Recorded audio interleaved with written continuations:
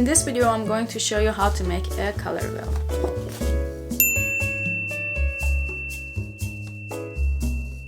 Color wheel is a tool that artists use to identify colors and their relationship to each other. It's pretty much a mixing guide. It definitely doesn't contain all the colors that exist in the world.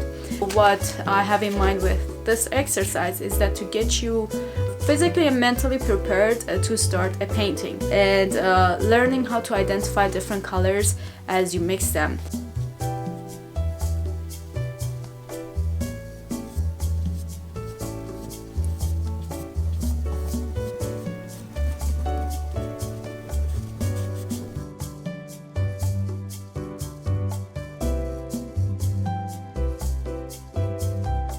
If you're not too much into painting, you, my friend, need to add some color into your life.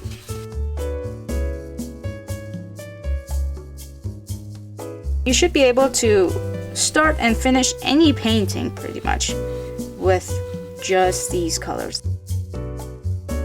From yellow to orange, and then to red, and then darker red, and then it goes into purple and blues, and so on.